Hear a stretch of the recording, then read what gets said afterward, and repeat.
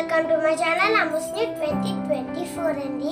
అనంత విజయం రాజా కుంతీ పుత్రో యుధిష్ఠిరః నకులః సహదేవశ్చ సుఘోషమణి పుష్పకౌ.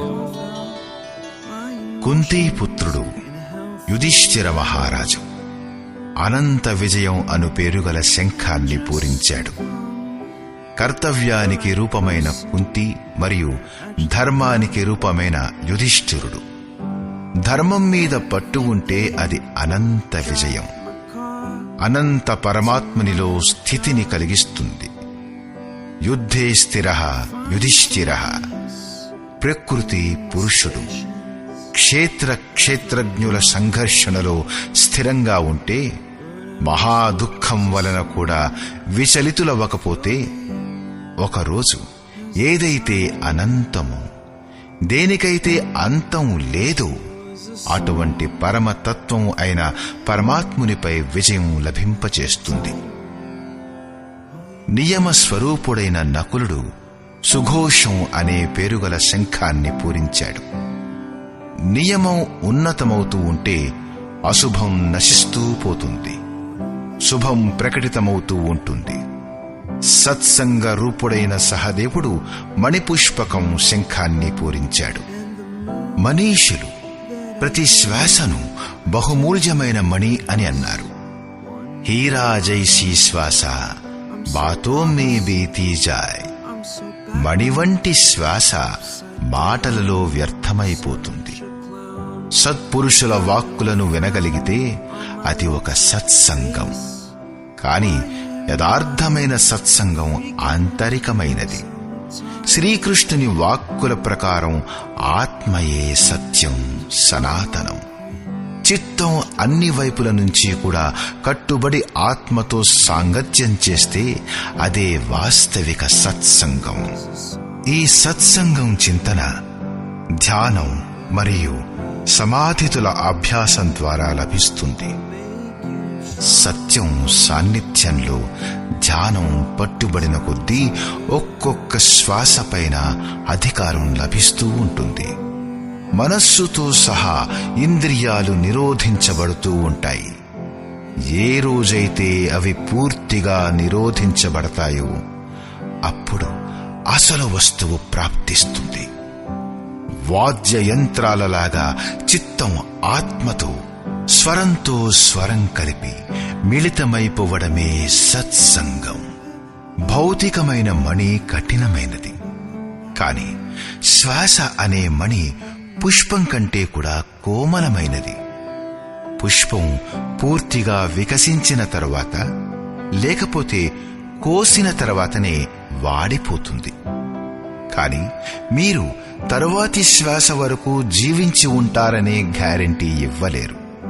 కాని సత్సంగం సఫలమైతే అది ప్రతి శ్వాసపై అధికారాన్నిచ్చి పరమ లక్ష్య ప్రాప్తి కలిగిస్తుంది. దీని తరువాత పాండవుల నుంచి మరింకే ప్రకటన లేదు.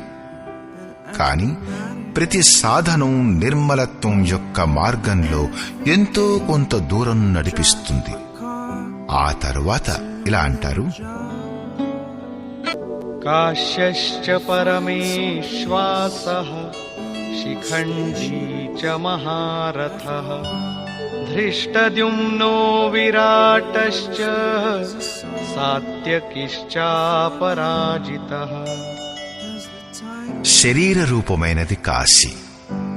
ఎప్పుడైతే పురుషుడు అన్ని వైపుల నుండి మనస్సుతో సహా ఇంద్రియాల్ని కూడగట్టుకుని కాయంలోనే కేంద్రీకృతమవుతాడో అప్పుడు పరమేశ్వాస పరమాత్మునిలో నివసించడానికి అధికారవుతాడు. పరమాత్మునిలో నివాసం ఇప్పించగల సామర్థ్యం గల కాయమే కాశీ. కాయంలోనే పరమాత్ముని నివాసం. పరమేశ్వాస అంటే అర్థం శ్రేష్టమైన ధనస్సు గలవాడని కాదు. పరమ ప్లస్ ఈశ ప్లస్ వాస అని ఆ సమాసానికి అర్థం. శిఖాసూత్రం యొక్క త్యాగమే శిఖండి. ఈ రోజుల్లో మనుష్యులు తలపై జుట్టును గొరిగించుకుని సూత్రం పేరు మీద మెడలోని జంధ్యాన్ని తొలగించేసి అగ్నిని ప్రజ్వలించడం అంటే హోమం చేయడం మానేస్తారు.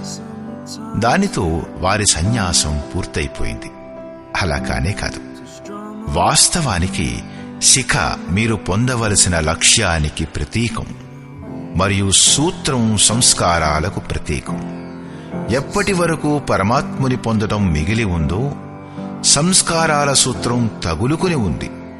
మరి ఇక త్యాగం ఎలా సాధ్యపడుతుంది? సన్యాసం ఎలా సంభవమవుతుంది? ఇంకా అతడు పథికుడే.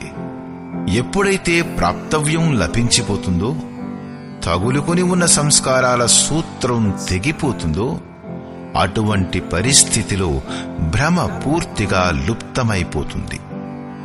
కాబట్టి శిఖండియే భ్రమకు ప్రతిరూపమైన భీష్ముణ్ణి నాశనం చేయగలడు. శిఖండి చింతనా పథంలో ఒక విశిష్ట యోగ్యత గల మహారథికుడు. దృష్టద్యుమ్న దృఢమైన అచంచలమైన మనస్సు, విరాట సర్వతా విరాట్ స్వరూపుడైన ఈశ్వరుడి ప్రసారాన్ని చూడగల సామర్థ్యం మొదలగునవి దైవీ సంపదలో ప్రముఖ గుణాలు. సాత్వికతయే సాత్యకి. సత్యంపై చింతనా ప్రవృత్తి అంటే సాత్వికత ఉంటే ఎప్పటికీ పతనం సంభవించదు. ఈ సంఘర్షణలో పరాజితుణ్ణి కానివ్వదు. ద్రుపదో ద్రౌపదేయాశ్చ సర్వశః పృథివీపతే సౌభద్రశ్చ మహాబాహు శంఖాన్ దద్ముః పృథక్ పృథక్. అచల పదదాయకుడు ద్రుపదుడు, ధ్యాన రూపిణి అయిన ద్రౌపది యొక్క 5 పుత్రులు సహృదయత, వాత్సల్యం, లావణ్యం, సౌమ్యత, స్థిరత మొదలగునవి సాధనలో గొప్ప సహాయకులైన మహారథులు, గొప్ప బాహుబలం గల అభిమన్యుడు. వీరందరూ వేరువేరు శంఖాలు పూరించారు. భుజం కార్యక్షేత్రానికి ప్రతీకం. మనస్సు భయరహితమైనప్పుడు దాని సామర్థ్యం చాలా వరకు పెరిగిపోతుంది. హే రాజా, వీరందరూ వేరువేరు శంఖాల్ని పూరించారు. అందరూ ఎంతో కొంత దూరం నడిపిస్తారు. వీటిని పాటించడం అవసరం. కాబట్టే వీరి పేర్లు చెప్పబడ్డాయి. ఇవి కాకుండా మనస్సు బుద్ధులకు అతీతమైన దూరం కూడా ఉంది. భగవంతుడు స్వయంగా అంతఃకరణంలో ఉండి మనల్ని నడిపిస్తాడు.